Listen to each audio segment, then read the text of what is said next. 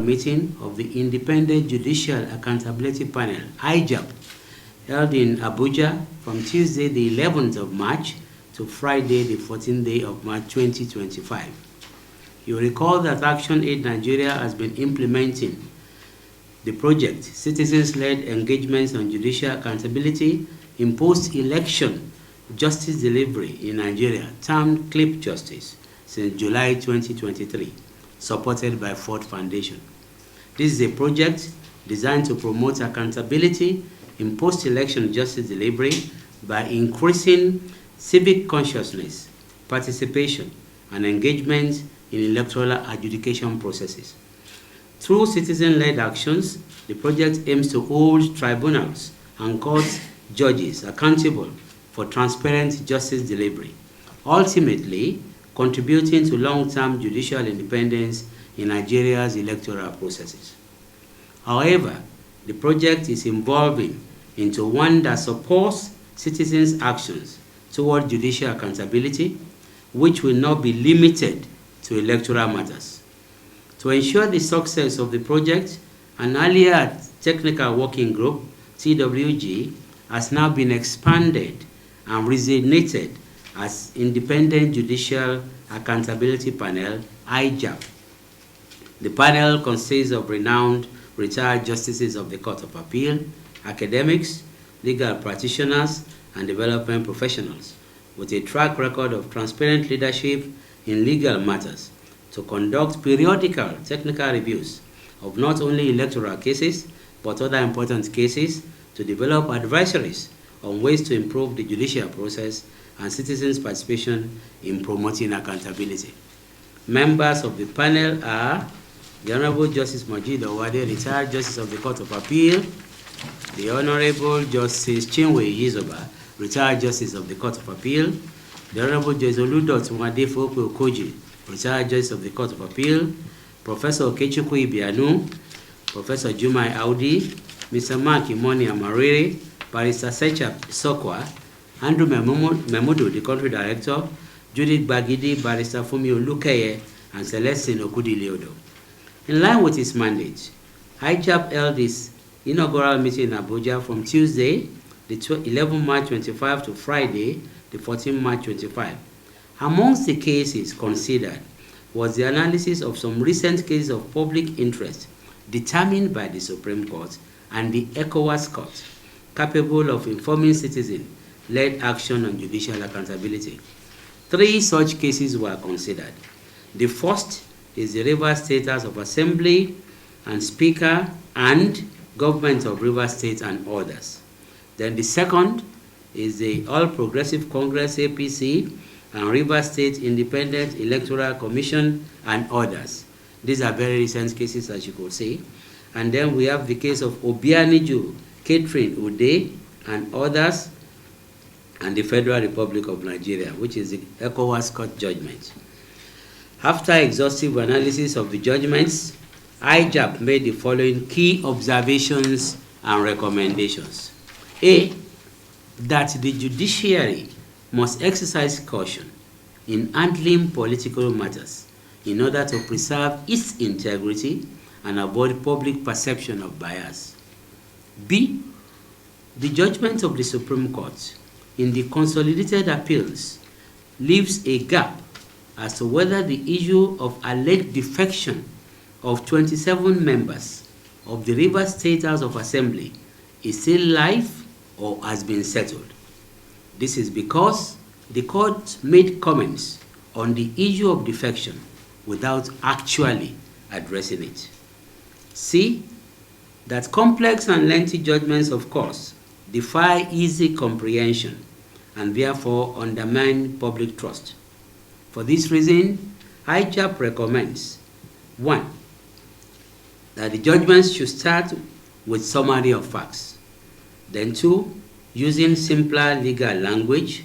Then 3, mentioning names of parties in the body of judgments rather than solely their legal designations. And 4, ensuring timely publication of judgments online for easy access by the public.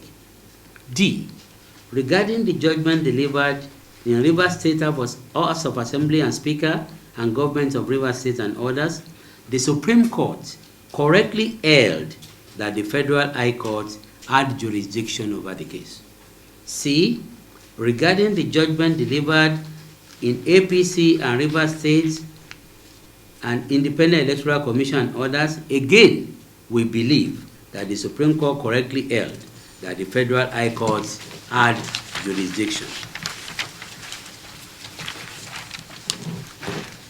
F, in that case, however, the court missed an opportunity to clarify key legal provisions regarding the procedure for local government elections, which the Court of Appeal in the same case extensively dealt with.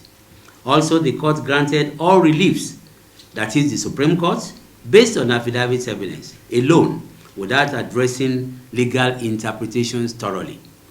G, that lawyers must prioritize diligence and truthfulness instead of pursuing frivolous matters in court, in the Supreme Court. The simple answer is no. As far as that case is concerned, the Supreme Court is functus officio. They have done their bit, that's one stage. What we call gap was because they made comments on defection, and we're not too sure whether they actually considered any appeal or cross-appeal on the defection. But their attitude was that because of previous decisions which they have seen, that is High Court of Rivers State and Court of Appeal relating to defection, they know that as of the time of writing, they cannot say that 27 members are not members of the assembly. So other issues may still come out from that case from other litigation, but that is what we call the gap. The gap is that, what did you make that comment? Did you make a final pronouncement on that particular issue or not? Are we together, Godwin? Yeah. Okay. And then we, of course, my brother here will take the citizens' activities. Someone mentioned corruption. I'd like to hear your first name again. What do we do about corruption? Corruption in all places. Difficult to prove. We're not there. We'll not be able to say. But if you look at our recommendations, we say that at all times, the justices should abide with their oaths of office, you know? And that is again why citizens are involved, to make sure that at all times you push public officers to behave properly. Then you mentioned about one case of people that are dead. Yes, that's delay. We have consistently addressed the problem of delay in this engagement.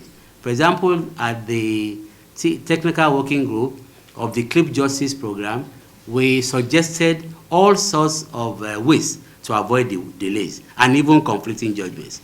That is, circulation of those judgments on time, so that when you read a judgment, you will not, it wouldn't have to be in conflict with the one that you are deciding. It's about information and circulation. Although, of course, we went as far as when there are proven almost deliberate conflicting decisions, NJC should intervene. Are we together? Yes, thank you. Yes, or that's agents principle theory, which citizens in this instance are the principal, and the agents the duty bearers, which is the government. So from the executive, the legislative, they are agents of the citizens. So clearly, the citizens have a right to hold the government accountable. I will pick election for instance. We think that election is over. People are more interested on election, the results, the D-Day, or did you come out to vote or didn't you come out to vote, and the announcement of the result. But that is not the end of the election. We have seen where Supreme Court upturns election. We have seen when Supreme Court upholds election. So that's gavel that the justice hits on the final judgment at the Supreme Court level. That is basically when the final result has been declared. So citizens should be able to understand the process, and that's why we're saying that it should be simple enough and attractive enough for citizens to get involved. And citizens should also be interested and get involved. the decision of whoever becomes the governor, the president, is going to affect them. So when we talk about issues of injustice and poverty, which actually it's basically known to fight, the decisions of these persons is going to affect them. So citizens must get involved. How do they get involved?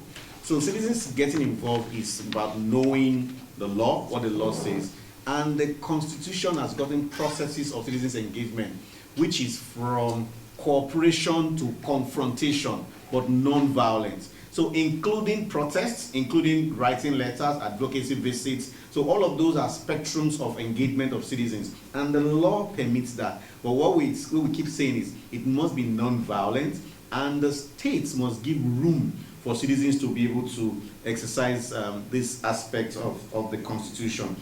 We talked about we talked about the role of the media, the journalists. Yeah.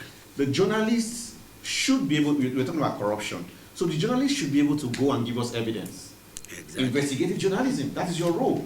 So go out there, get us evidence. We don't have evidence, so we can insinuate for all we care. You can see elements of bias. You can think it. You can say it. But that is all insinuation if you don't have evidence. So that is your role. So go out there, do your investigative journalism, tell us that this judge has his or her child in this and this is how much he has, or this judge has bought a house in Dubai and this is the evidence that the property belongs to the judge. And then we will take that as some of evidence. We can now come back and look at it as a panel, and we will then be able to talk authoritatively about it. But if we don't, we will not be able to deal with that. So citizens, being also journalists being part of this, we all have a role to play in holding the government accountable, including the judiciary. Yeah. Thank you. Thank you. Can you also speak about how It does not just end with the recommendation. So we have groups, like Prof said. Within the project, there are citizens group and with media, even some of the judicial workers that are working together to see how this will be implemented. That's one. But on the other hand, we have citizens group. The one that is prominent, that is the biggest one we have, is called Motion. Motion is movement for the transformation of Nigeria. Motion is made up of over 100 organizations with membership of about 30 million as it stands, and it's still expanding. And what we are doing with Motion, or what Motion is doing, is it is looking at such issues and using them to engage as citizens and citizens group. So the Motion is one group that will take up these findings and begin to ask questions. So from time to time, you will see engagements that Motion is helping to coordinate beyond working with NLC or other labor movements that exist in the country. So Motion is one other group that is emerging, and of course, actually, we're happy to support and work with that process. Thank you. All right, we can take some more questions if there are any. No. Oh. So we've said that we have other groups, or we are also actually working with. We have other projects that are also going to be taking action, that are in communities, that are working with state governments, working with the federal governments. So all of those projects are going to, we are linking all of these to them. They will be taking various action, including Motion. For us, Motion is the biggest of it, and Motion will then be able to take actions from this. The Motion, in the next couple of days, I'm sure Motion will be inviting you again to take up the issue of the ECOWAS judgment. I'm like, no, if the ECOWAS has given judgment, why is the government not responding to it? So you will see several other actions. I can't preempt what Motion will be. I am not in the leadership of Motion. Yeah. I sit in the steering committee as well, but I'm not in the leadership. I don't know what they will do. But they might be strict actions.